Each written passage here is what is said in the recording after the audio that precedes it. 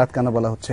আমার মনে হয় প্রথম যে বিষয়টা সেটা আমরা এভাবে বলতে পারি, প্রিয় দর্শক, যে আসলে বেদাতের যে সংজ্ঞা আমাদের প্রশ্নকারী ভাই নির্ধারণ করেছেন সেটা থেকে বেদাত আরেকটু স্পেসিফিক। সেটি হচ্ছে রাসূল সাল্লাল্লাহু আলাইহি সাল্লামের যুগে ছিল না এরকম সবকিছু বেদাত, সেটা সত্য নয়, বরং রাসূল সাল্লাল্লাহু আলাইহি সাল্লামের যুগে ইবাদত হিসাবে স্বীকৃত ছিল না অথবা সওয়াবের কাজ হিসাবে স্বীকৃত ছিল না, সেটাকে যদি আজকে সওয়াবের কাজ এবং ইবাদত হিসাবে স্বীকৃতি দেওয়া হয় তখন সেটা হচ্ছে বিদআত। কিন্তু মাইক্রোফোনকে তো কেউ জাগতিক জিনিস, এটা জাগতিক জিনিস, সেটা একটা যন্ত্র, কিয়ামত পর্যন্ত এটা আবিষ্কৃত হতে থাকবে। গাড়ি, এই সোফা কিংবা টেবিল, কলম যেগুলো আমরা আজকে ব্যবহার করছি, নতুন ইনস্ট্রুমেন্ট। অর্থাৎ আপনি যেটা বলছেন যে কোন ইবাদত আবিষ্কার করার কোনো সুযোগ নেই, কিন্তু মাইক্রোফোন আবিষ্কার করা, বিভিন্ন রকেট আবিষ্কার করা, আধুনিক হাজারো যন্ত্র আবিষ্কার করা যেতে পারে। এটা তো আল্লাহ এটা কোরআন সুন্নাহয় উৎসাহ দেওয়া হয়েছে, সেটা তো আর বেদাত, সেটা বেদাত নয়। বেদাত হচ্ছে কোন সওয়াবের কাজকে সওয়াবের কাজ নয়, সেটাকে সওয়াবের কাজ হিসাবে নতুন করে, অর্থাৎ দ্বীনের মধ্যে, ধর্মের মধ্যে কিছু বাড়ানো, উদ্ভাবন করা, প্রচলিত করা। তো সেই দৃষ্টিকোণ থেকে আজকের এই ল্যাপটপ, আজকের এই নতুন যে সমস্ত টেকনোলজি আমাদের সামনে এসছে, এগুলোকে তো বেদাত বলার কোনো সুযোগ নেই। ধর্মের মধ্যে আমরা কিছু বাড়তি কমতি করলাম, জাগতিক আবিষ্কার।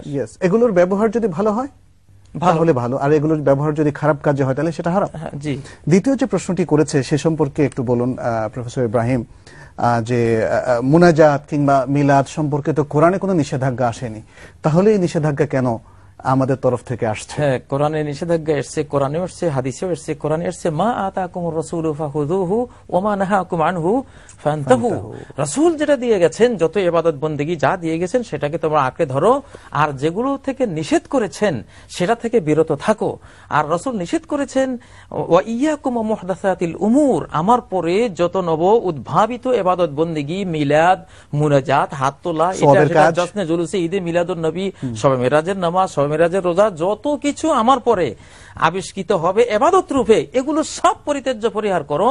ফাইন্না কুল্লা মুহদাসাতিন বিদআ, প্রত্যেকটি নব উদ্ভাবিত ইবাদত কুসংস্কার, ওয়া কুল্লু বিদআতিন দালালা, প্রত্যেকটি বিদআত বিভ্রান্তি, অন্যের বাতে ওয়া কুল্লু দালালাতিন ফিন্নার, প্রত্যেক বিভ্রান্তিগুলো জাহান্নামে নিয়ে যাবে। আচ্ছা, এখানে একটা বিষয়, সেটা হলো এই যে মিলাদ কিংবা মুনাজাত, মানে যারা এভাবে বুঝতে চান যে এগুলো সম্পর্কে তো নিষেধাজ্ঞা নাই, তাহলে অসুবিধাটা কি? এখানে একটা মৌলিক নীতি মনে হয় আমাদের জানা দরকার, সেটা হচ্ছে বিদআতের জন্য স্পেসিফিক, বিশেষ করে এই ধরনের ক্ষেত্রে স্পেসিফিক কোনো নিষেধাজ্ঞা থাকে না, প্রয়োজন নেই। এটার জন্য কুল্লু মুহদাসাতিন বিদআ, যে আম দলিল ওইটাই যথেষ্ট। এই বিষয়টা প্রিয় দর্শক আপনাদের জানা থাকতে হবে যে বিদআত বা নব উদ্ভাবিত ইবাদত অথবা সওয়াবের কাজ নয়, কিন্তু সওয়াবের কাজ হিসাবে সেটাকে প্রচলিত করার জন্য কমন যে এভিডেন্স গুলো, দলিলগুলো কোরআনে অথবা হাদিসে রয়েছে, সেটা আমাদের জন্য যথেষ্ট। ফজরের নামাজ 3 রাকাত পড়ো না, এটা কোনো হাদিসেও নাই, কোরআনেও নাই। এখন ফজরের যদি ফরজ নামাজ 3 রাকাত পড়ে, এটা হবে? মানে যা কোরআনে হাদিসে নেই সেটাকে জায়েজ বলে চালানো যাবে না। তিলকা হুদুদুল্লাহ ফালা তা'তাদুহা, এগুলি আল্লাহর ধর্মীয় সীমানা, এগুলো অতিক্রম করা যাবে না। আমরা একটা প্রশ্ন, যারা বিশেষ করে বেদাতি, যারা বেদাত করা যাদের অভ্যাস, তারাই জাতীয় কথা বলে।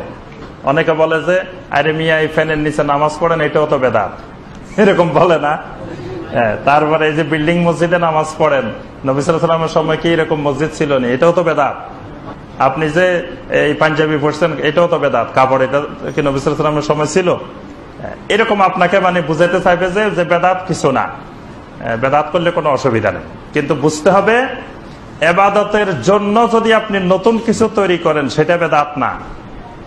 এবাদতের জন্য আপনি সুন্দর করে মসজিদ বানাইছেন, কোনো অসুবিধা নেই। এবাদতের জন্য আপনি এসি লাগাইছেন, ফ্যান লাগাইছেন, আরো কিছু লাগাইছেন, এটা কোনো অসুবিধা নেই। এগুলো হলো এবাদতের জন্য, এগুলো এবাদতের ভিতরে না। কিন্তু এই মসজিদের ভিতরে যখন সালাত হবে, এবাদত হবে, সেই এবাদতের ভিতরে আপনি কিছু বাড়াইতে কমাইতে পারবেন না। ওই বাড়ানো কমানোটা ওইটাই বেদাত, এবাদতের ভিতরে। কিন্তু এবাদতের বাহিরে বাড়াইলে কমাইলে, এবাদতের জন্য যদি আপনি বাড়ান কমান, তো সেটা বেদাত হবে না। এখানে বেদাতটা ভালো করে বুঝতে হবে। তো নবী সাল্লাল্লাহু আলাইহি ওয়াসাল্লাম এই জন্য বলছেন মান আহাদাসা ফি আমরিনা, আমাদের আমল সমূহের মধ্য থেকে কেউ যদি নতুন করে কোনো কিছু তৈরি করে, মা লাইসা মিনহু, যেটা আমরা করি নাই, আমিও করি নাই, আমার সাহাবীরাও করে নাই, ফাহুয়া রাদ্দুন, ফাহুয়া রাদ্দুন, রাদ্দুন মানে বাতিলুন, মানে সেটা বাতিল, সেটা গ্রহণযোগ্য নয়, সেটা প্রত্যাখ্যাত। সেটা দেখতে যত সুন্দর হোক, দেখতে যত চাকচিক্যময় হোক, দেখতে যত মজাদার হোক, দেখতে যত চোখের পানি আসুক, দেখতে যত ভালো লাগুক, কিন্তু নবী সাল্লাল্লাহু আলাইহি ওয়াসাল্লাম বলছেন ফাহুয়া রাদ্দুন, সেটা প্রত্যাখ্যাত হবে। এই জন্য আমরা বলছি যে বেদাত অনেক কিছু, বেদাত গুলা কিন্তু সুন্দর, সুন্দর না হলে সেটা কোনোদিন বেদাত হইতো না। কথাটা বুঝতে পারছেন? সুন্দর দেখেই মানুষ সেটা করে, সুন্দর না হলে মানুষ এটা করতো না। বেদাত গুলা বাহ্যিক ভাবে দেখতে অনেক সুন্দর, যেমন আমরা সবাই মিলে সুরে সুরে গান গায় দরুদ পড়বো, এটা দেখতে সুন্দর না? দেখতে কিন্তু অনেক সুন্দর। যে আমি একটা গান গামো, তার সাথে আপনারা একটা গাইবেন, সবাই মিলে গান গায় সুরে সুরে আমরা দরুদ পড়বো, দেখতে কিন্তু অনেক সুন্দর। কিন্তু যত সুন্দর হোক, কাজটা গুনার কাজ। কারণ কেন গুনাহ? বলে আমি তো খারাপ কিছু বলতেছি না, আমি তো দরুদ না পড়তেছি, গুনাহ হবে কেন? গুনাহ হবে এই জন্য যে নবী সাল্লাল্লাহু আলাইহি ওয়াসাল্লাম এবং সাহাবায়ে কেরাম রাদিয়াল্লাহু তাআলা আলাইহিম তারা ওইভাবে গান গেয়ে দরুদ পড়েন নাই, এই জন্য গুনাহ হবে। ওইটা দেখতে যত সুন্দর হোক, দেখতে যত ভালো লাগুক, এই জন্য ভালো লাগলেই সেটা উত্তম মনে করা যাবে না। আমার আপনার ভালো লাগা হবে না, সেটা আল্লাহ সুবহানাহু ওয়া তাআলা এবং আল্লাহ রাসূল সাল্লাল্লাহু আলাইহি ওয়াসাল্লামের ভালো লাগা হইতে হবে। আমি আপনি অনেক কিছুকে ভালো মনে করি, কিন্তু আল্লাহ পাক বলছে তোমরা অনেক কিছুকে ভালো মনে করো, কিন্তু সেটা ভালো না। আবার অনেক কিছুকে তোমরা খারাপ মনে করো, কিন্তু সেটা আমার কাছে ভালো। আল্লাহু ইয়ালামু ওয়া আনতুম লা তা'লামুন। কোনটা ভালো, কোনটা মন্দ, কোনটা কি, এটা একমাত্র আল্লাহ সুবহানাহু ওয়া তাআলা জানেন। ওয়া আনতুম লা তা'লামুন, তোমরা কিছুই জানো না। আল্লাহ পাক বলছে তোমরা কিছুই জানো না এই ব্যাপারে। এজন্য আমরা গত তাফসীরের প্রথমে বলে দিয়েছিলাম যে দরুদ ইস্তেমাই ইবাদত না, দরুদ হলো ইনফিরাদি ইবাদত, একক ইবাদত। এটা একা একা পড়তে হবে, একজনে পড়তে হবে। এটা সবাই মিলে জামাতবদ্ধ পড়ার ইবাদত না, এটা একাকী ইবাদত, এটা একা একা পড়তে হবে। এজন্য এটাকে সবাই মিলে সমস্বরে মহব্বতের সুরে পড়ি আমরা সবাই।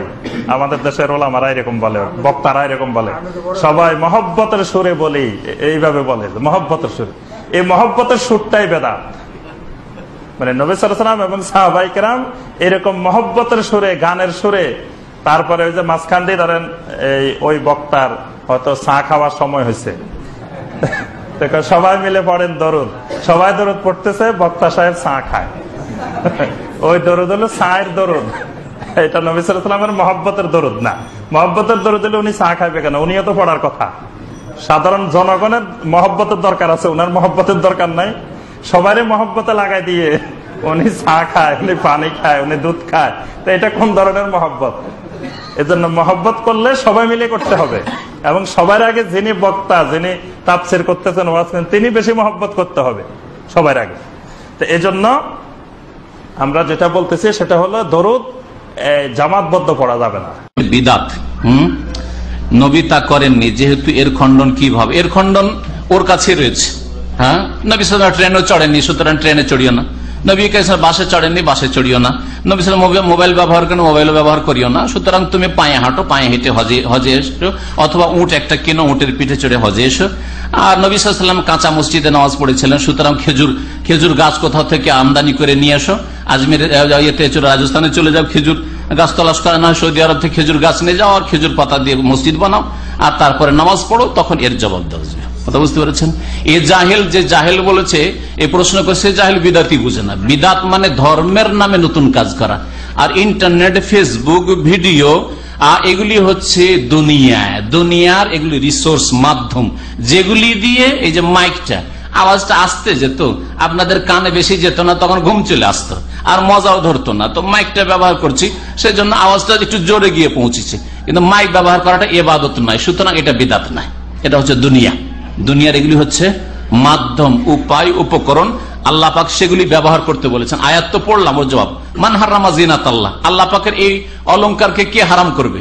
ইন্টারনেট, ফেসবুক, আপনার ভিডিও, তারপরে আপনার ভিডিও রেকর্ডিং, তারপরে আপনার মাইক, মান হারামা জিনাতাল্লাহ, আল্লাহ পাকের ইজ্জতকে কেউ হারাম করে? আল্লাহ হারাম করেননি, কিন্তু এগুলিকে নেকির কাজে ব্যবহার করতে হবে। এখনো যদি একজন কেউ আসে আর যদি বলে আমি দেশি গান গাইবো, বলবো যে হারাম, এই মাইকে গান গাওয়া হারাম। কেউ যদি বলে যে এই ভিডিওটা নিয়ে গিয়ে আমি, আমার বোনের বিবাহ আছে, আমি একটু ভিডিও করবো আমার বোনের, হ্যাঁ, তাহলে হারাম। বুঝতে পেরেছেন না? ওই রকমই এই বিষয়গুলি, কিন্তু এগুলি হচ্ছে দুনিয়া। সুতরাং ওই যারা প্রশ্ন করেছে তাদেরকে বলেন যে বিদাতের আগে সংজ্ঞা বুঝো। মান আহদাসা ফি আমরিনা হাযা, আমাদের ধর্মের কাজে যারা নতুন কাজ করবে। মিলাদুন্নবী ধর্ম মনে করে করা হচ্ছে, এটা দুনিয়া নয়, হ্যাঁ, দিন মনে করে করা হচ্ছে। আর দুনিয়া মনে করে দোকানপাট, বাজার, মার্কেট করছেন, শহর বসাচ্ছেন, এগুলি বিদাত।